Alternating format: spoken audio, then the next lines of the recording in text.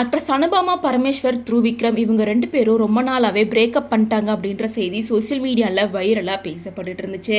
அதை தொடர்ந்து ரீசெண்ட் இன்டர்வியூவில் அனுபமா ஒரு டாக்ஸிக் ரிலேஷன்ஷிப்பில் இருந்து எப்படி கஷ்டப்பட்டு வெளியே வந்தாங்க, அதில் அவங்க எந்த அளவுக்கு பாதிக்கப்பட்டாங்க அப்படின்னு பல விஷயங்களை வெளிப்படையாக அழுதுகிட்டே பேசியிருந்தாங்க. அந்த விஷயம் சோஷியல் மீடியாவில் பேசு பொருள் ஆனதுக்கு அப்புறமா பலருமே த்ருவிக்ரமை விமர்சித்து பேச ஆரம்பித்தாங்க. ஸோ இந்த நிலையில் அவர் மேலே எந்த தப்பும் கிடையாது அப்படிங்கிற மாதிரி த்ருவிக்ரம் ஒரு இன்டர்வியூ கொடுத்துருக்காரு. அதுதான் இப்போ சோஷியல் மீடியாவில் பாப்புலர் ஆகிட்டு இருக்கு.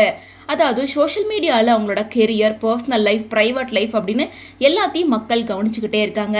இதெல்லாம் உங்களுக்கு பழகிருச்சா, அல்லது இப்போ உங்கள் மனநல எப்படி பாதிச்சிருக்கு, குறிப்பாக இது வந்து கொஞ்சம் விலகி இருக்கணும்னு நீங்கள் நினச்சிருக்கீங்களா அப்படின்னு கேட்கும்போது, இந்த துறைக்கு வரும்போது இது போல நிறைய விஷயங்கள் நடக்கும் அப்படின்னு தெரிஞ்சுதான் வரும். இது ஒரு அழகான வேலை தான், ஆனால் இதில் பலவிதமான பேஜஸ் இருக்கு.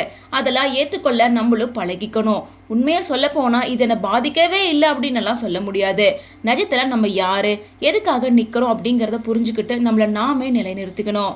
இது ரொம்ப முக்கியமான விஷயம். நமக்கு பிடிச்சவங்களையும் நமக்கு முக்கியமான விஷயங்கள்ல உறுதியா பாதுகாக்கணும். நம்ம உண்மையா இருக்கும்போது அது ஏன் நம்மள பாதிக்க போகுது?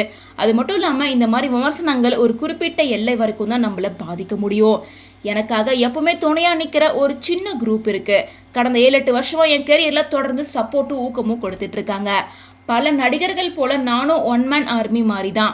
என்னோட உலகத்துல நான் வேலை செய்ய பழகிட்டேன். என்னை சுத்தி இருக்கிறவங்கள நான் பாத்துக்குப்பேன். ஆனா என் கெரியர் முழுசும் எனக்கு கிடைச்ச சப்போர்ட் ரொம்ப முக்கியமானது. பல வருஷங்கள் நான் எதுவுமே போஸ்ட் பண்ணாம இருக்கேன்.